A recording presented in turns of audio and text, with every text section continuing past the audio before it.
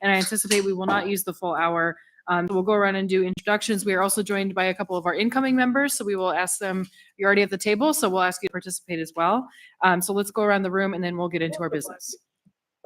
And for new members, just go ahead and say your name into the microphone.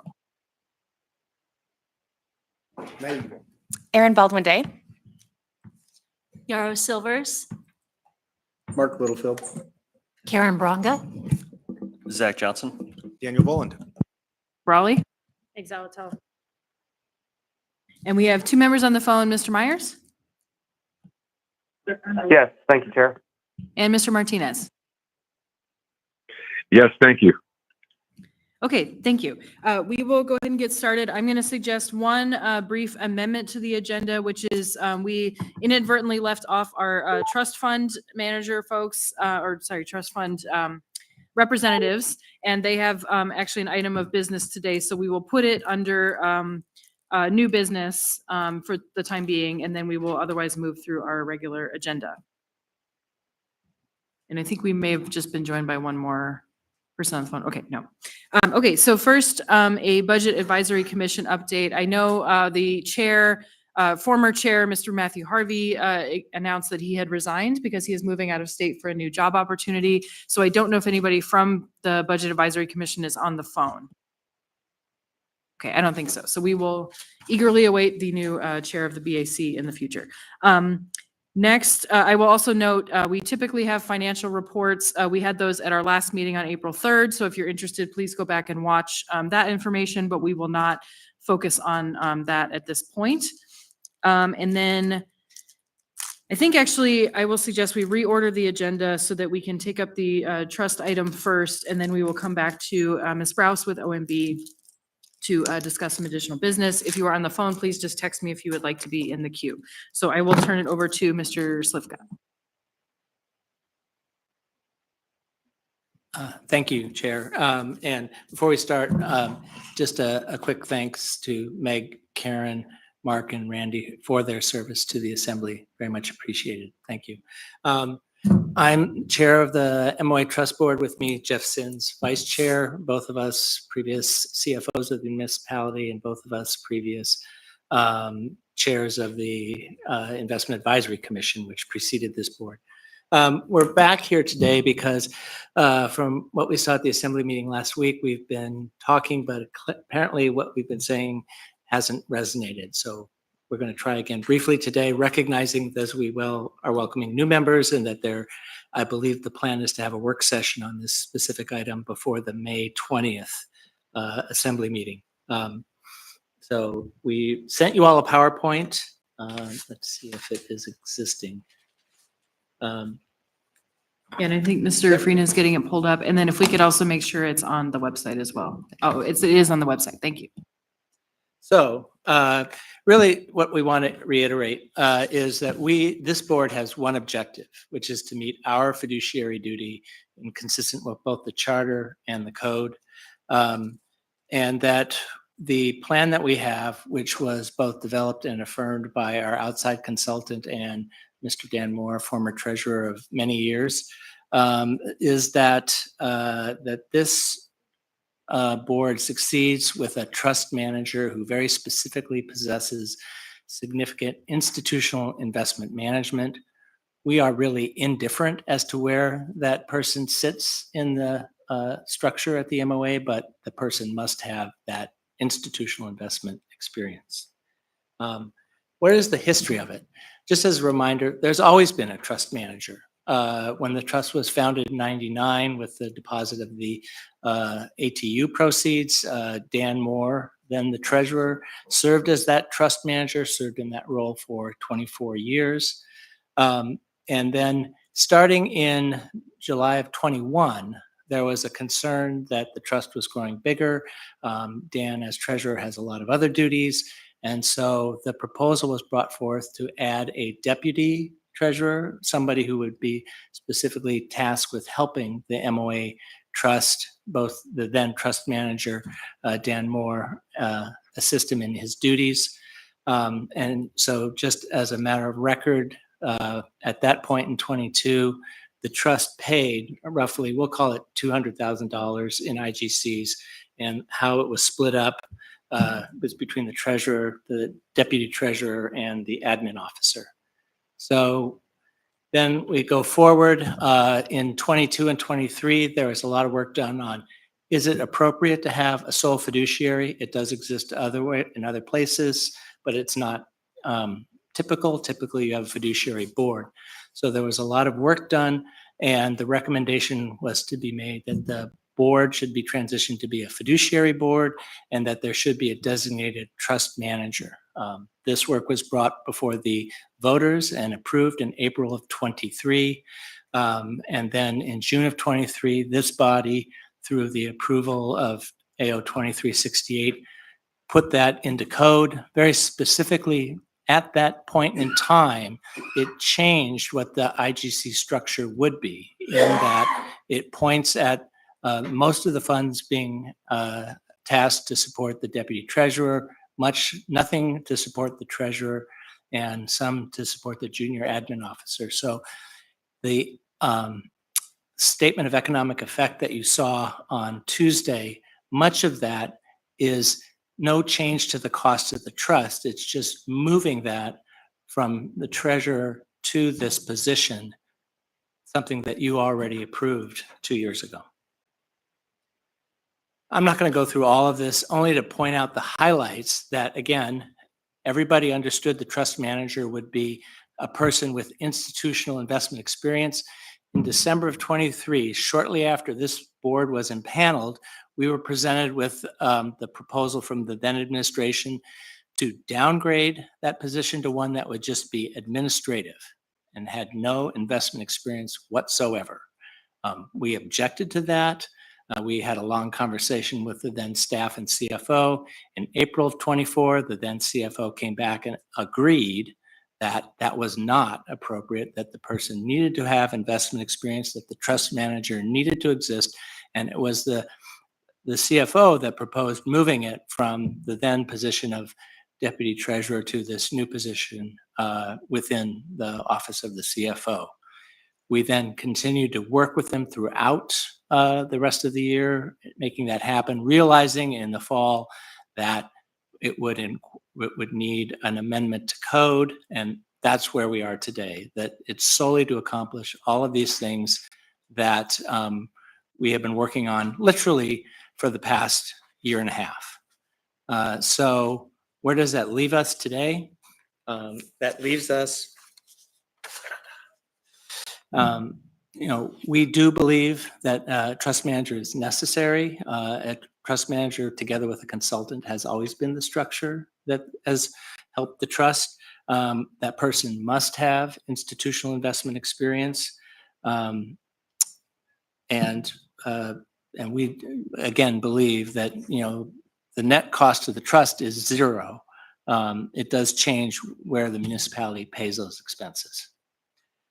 What I would also leave you with is we heard a bunch of other things at the meeting. We have gone forth and revised the budget. We have removed the $80,000 expense for travel and training. I will remind you that that budget got modeled on what police and fire pension system does for their board. We do think education and training is important, but recognizing that it clearly is being misperceived, we have taken it out of the budget, and you will not see that. It was in the budget for last year, but not spent. It was in the budget for this. We are not going to spend it this year. We are also going to implement quarterly reporting. Rather than you getting a report once a year on the state of the trust, we're going to do it every quarter. It's an important piece of the municipality, and we want to make sure you understand what we're doing. I will stop there and see if there are questions.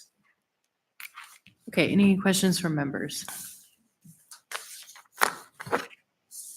Okay, I don't see any in the room or on the phone. I do have, I guess, two separate questions. One is, so there isn't a pending ordinance before us. You mentioned the May 20th meeting, I believe.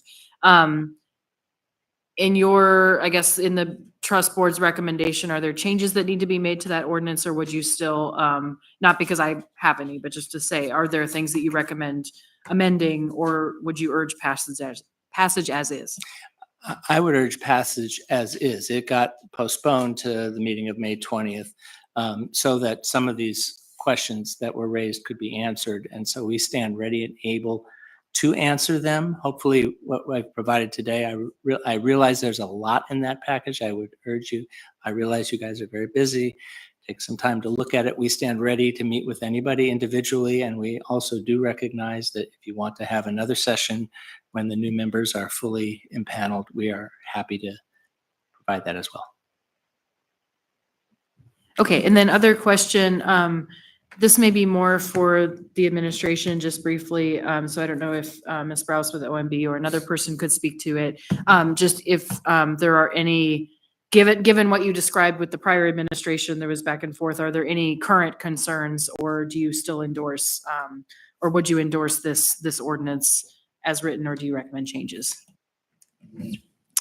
Through the chair, I think that the current administration is in support of the change, and the adjustment under the IGCs is minimal, so the actual impact on the budget is small. Thanks. And then I'll just see one more time if there's any. Ms. Bronca? So the 80,000 for training, you said you didn't spend and you don't plan to spend this year. Will there still be money available if a training opportunity, I can see where that's valuable. You're handling a great deal of money. So I hope that there still is an opportunity for you to do training if necessary. I think what we would anticipate, the thought was, that it was, I never envisioned that we would even approach that amount of money in terms of spending. The primary use we foresee is that it would pay for the trust manager with the appropriate experience to possibly visit with some of the vendors that the trust has retained. If we think if it does come to a point where we need that, we will just come back and ask for an adjustment to our budget. Okay. Any other questions?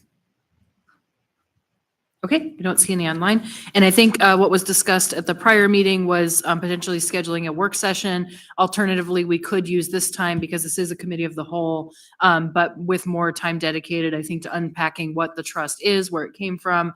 And I know Mr. Constant had raised some questions on the record about unrelated to the trust manager topic, but around allowed uses of the trust, or kind of the implications of that. So I think that is not time sensitive now the way that it was when we were debating the Project Anchorage and the proposal, but just to say, I think those are the topics to address in the future. So thank you for being here. Okay, let's move on to our next item. So I'm going to turn to the OMB director. And as she's walking up, I will also note something we won't talk about today, but we had, and thank you to Ms. Zaletel for remembering this, we had committed to putting basically a standing item or a priority around exploration of revenue for the city after the discussion about Project Anchorage back in March. So you'll see that under number 5, legislative and budget priorities. As I said, we're not going to spend time there today, but that is, the intent is to hold space for that as we move forward. So that is on the list. And with that, I will turn it to Ms. Browse.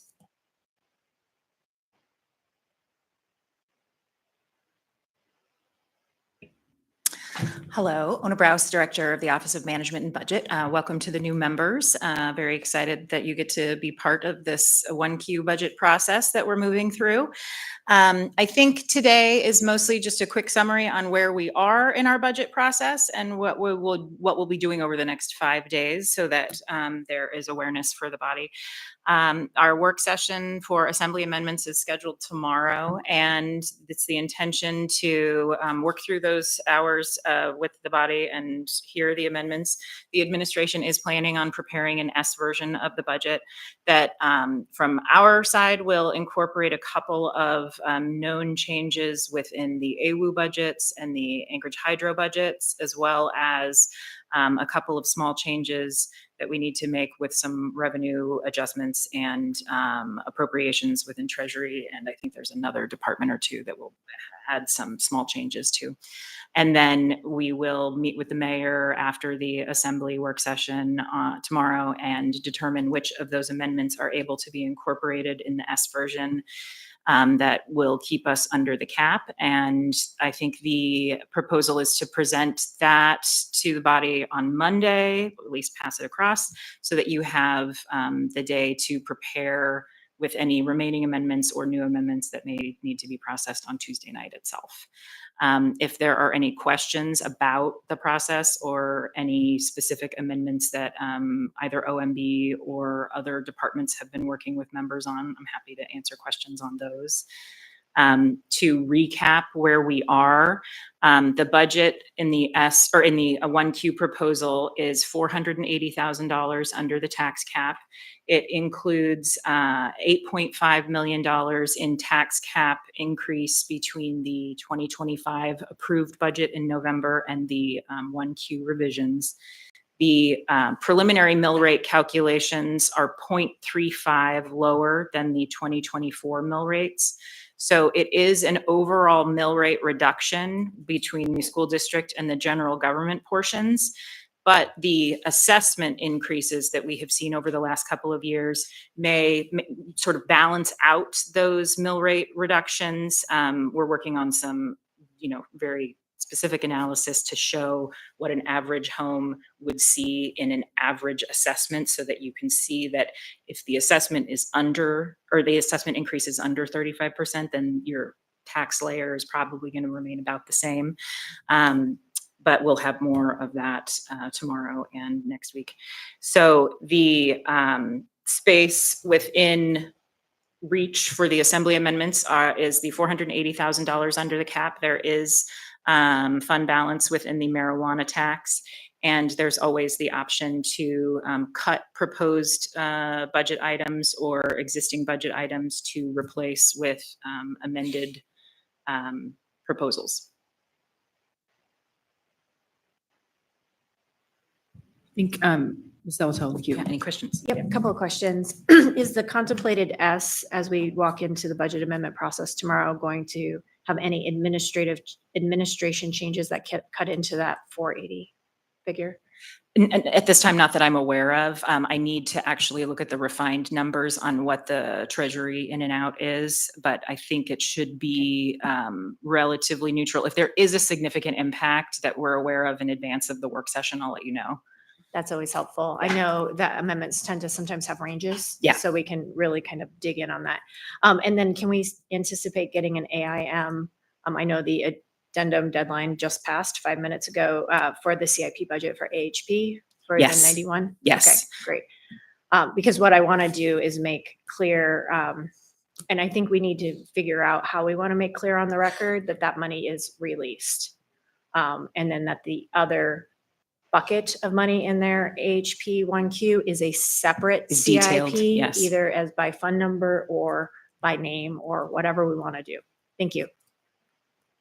And then my understanding for tomorrow, per Mr. Constant's request, is you're going to go through and detail a few of the 1Q admin changes. I appreciate the spreadsheet, but we didn't really get much content Yes. for what's going on. Great. Thank Yes, you. and through the chair, that's tomorrow before we start the amendment work session, the chair has requested that we go through the AM support with a little bit more sort of detailed description around what those changes entail.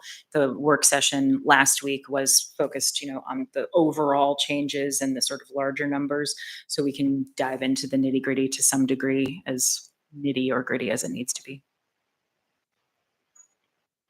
There are questions for members. Okay, I'm not seeing any, don't see any from the phone. So again, just a reminder, I know the deadline has passed to get draft amendments to Mr. Farina, but I think there's still time. So talk to him as soon as possible after this meeting if that's necessary. And otherwise, we will look forward to, I think, more discussion on this tomorrow. And then I'll see, Ms. Browse, if there's other items that you would like to bring up. I know we have our list of standing items. Some of those were already briefed 2 weeks ago. So again, watch the recording of that meeting if interested. But just to ask if there's other areas to cover.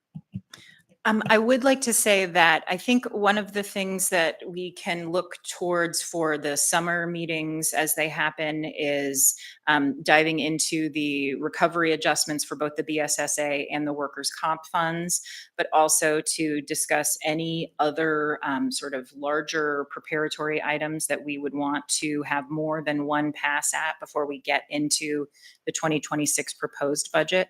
I know that we are only doing 2025 1Q, but once we get to July, then the prep starts for the 2026 proposed. I would project that based on the way 1Q is moving and the fact that there is recovery for the earthquake and Highland avalanche emergencies involved, that one of those topics will be the earthquake closeout, because we will plan to close out the earthquake emergency before we get to the 2026 proposed budget. So that would be part of that conversation as well. Ideally, by the time we get to 26 proposed, most of these standing items are taken care of. Go ahead, Ms. Salvatore on the queue. Yeah, so my understanding was we had some funding in 1Q to work on FEMA and our FEMA closeout from COVID and the earthquake, right? Correct. Okay, do those have to happen in this fiscal year, or could they be pushed to next? Like, I don't understand, because it's ultimately us making sure we've paid ourselves back for the expenditures. The expenditures are done, Correct. so it's a policy choice. Correct. The choice is to close out the existence of the accounting requirements for the ACFR and for the Accounting and Controllers Division, because the expenses have been closed out. And so the real thing that keeps it moving there is the open fund balance. So the recovery of the open fund balance in this budget would close out those. It is a policy decision because we are not limited to only collecting it in 2025. You can collect it, I think, and when you discover it, when it is a debt or settlement. So it's a specific move towards efficiency, I think is the best way to put it. Kind of like the BSSA debt. Correct. Okay, great, thank you. All right, thank you. Other questions from members? Okay, and I guess I will also, again, this is not the only opportunity to learn, but I will also see, not to put the new members on the spot, but if there's questions that are coming up about the budget or just things that you would like to ask, since, we do have a little bit of time, so. Okay. So maybe you guys think about it. Again, you don't have to ask questions now. Chair, I think just some expansion of frequently used acronyms would be helpful, at least in the short term. Yes. Okay, yeah, why don't we do that? And then Ms. Alto had a couple of requests as well. Yes, that's a good flag. And I will say for the record, anytime I acronym something and people don't understand, you don't have to wait, just like put your hand up and I'll recognize that means, oh, say all the words. Yes, Member Dyson used to tell me regularly that people don't speak in acronym. So, and to that end, if there are things that you want to meet and discuss, once you're sworn in or right now, whatever, I'm open and we can create meetings and books of review, et cetera, et cetera. So whenever you need anything, let me know. Okay, then I'll turn to Ms. Alto. Yeah, so I have two recommendations for possible presentations that could either work right into this committee or as work sessions. The old Color of Money presentation Yeah. from Lance Wilbur. Mhm. It's a good one. It kind of talks about the different types of money that the municipality has and what you can and can't do with them. And then the overall tax cap presentation, and it should probably happen annually because the tax cap, well, it's the tax cap. And it takes a number of times to truly understand what's under the cap, what's not under the cap. And why it relates to this particular committee is when you get those revenue reports, you're getting revenue reports where some of those funds are under the cap and some of them are outside the cap. And through the chair, to that end, I think that maybe that is a good thing for May meetings to generally sort of be focused on, right? If the body has turnover in April, then the May meetings can be the beginning of those reminders and for the new people, the learning sessions. You could also use the 1Q budget as past to Yeah. talk about what those funds are that you're tracking moving forward that are under the cap and those that are outside of the cap. Because as those funds come in and you watch them come in, room tax, our portion of the room tax is a particularly interesting one. Like it could exceed expectations or it could fall short, right? And so you're kind of watching that through the revenue reports. And that's under the cap. But there might be something else that wouldn't have that same budgetary implication. Thank you. And I'll just recognize that we were joined by Mr. Constant at 12:42 or 12:41 actually. And so that makes me think, I'll just say intention for our May agenda. I think we did discuss having a briefing on the trust fund. I think, and this would be pending a decision of the chair as well, Perhaps that is best done as a work session because it may involve not just budget discussions, but really how it works and scheduling that. We want to make sure we have time and to probably devote a whole hour to that. And for May, maybe we can think about doing essentially an after action of the first quarter budget and use that to unpack some of these other discussions. And we've also talked about this committee does meet monthly. It's a committee of the whole. Where we have time and opportunity, it is a great place to do learning and education for members and for anybody who unfortunately feels compelled to watch these meetings of the public. But so let's plan on that for May, and then we will also think about how to build that into our yearly cycle.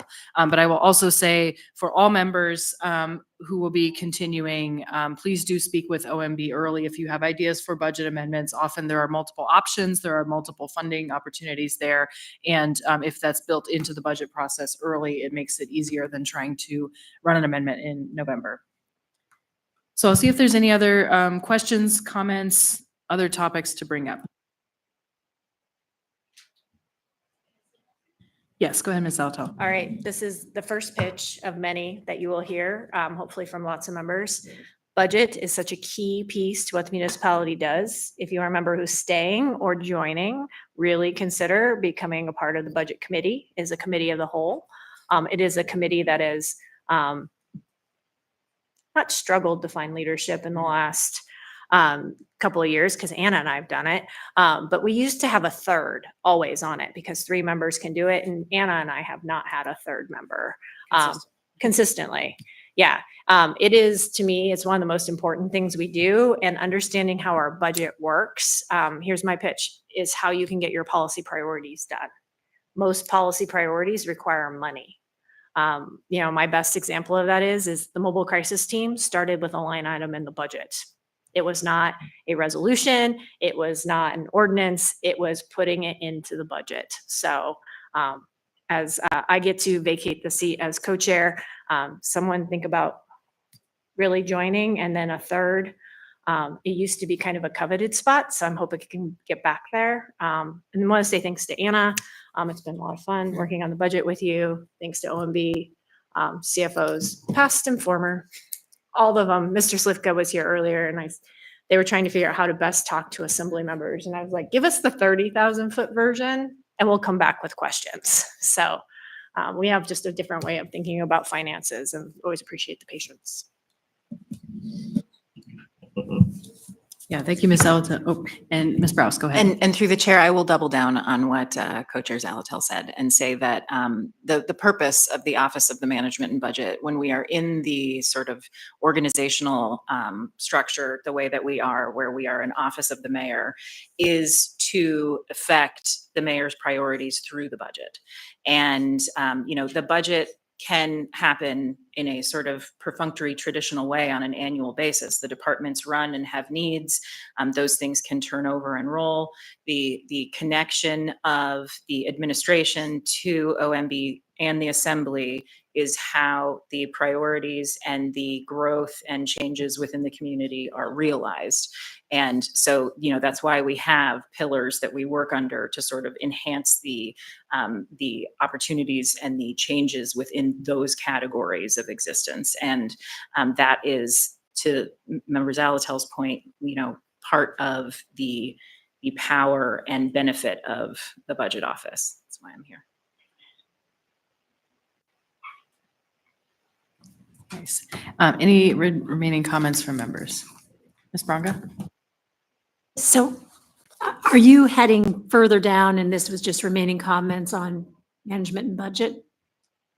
I think at this point, we do not have additional business, and then all of the discussions about first quarter budget would be appropriate for the work session, unless you have general questions now. Okay, I just wanted to, I know you said you weren't going to do exploration of revenue, but since I'm leaving the body, I threw this out there before and got absolutely no traction, but our parks need more support. And Nordic Skiing Association of Anchorage does a voluntary track pin. You get a sticker to put on your car that you're a trail user. And I think for parks, we should explore the option of a voluntary sticker for your car that you are a park supporter and, definitely not forcing someone to do it. But I think it would be for those of us who really love our parks, we will pay that fee and we will proudly have that sticker on our car. And it could generate money for maintenance of, I think it's 10,000 acres of parks. I don't know, it's huge. So thank you. Yeah, thank you. I think that's also a great idea to bring up with the Park Foundation as a mechanism to perhaps do that as well. Any other comments? I'll turn to you, Mr. Littlefield, if you have any wisdom you would like to leave in this committee or ideas for future projects. Thank you, Chair. I really don't. It is a big committee. Just sitting in on them is just, astounding. So it's a huge project. It's everything that we do through OMB is through this committee. So it's one that everybody should attend and should listen to and pay attention to.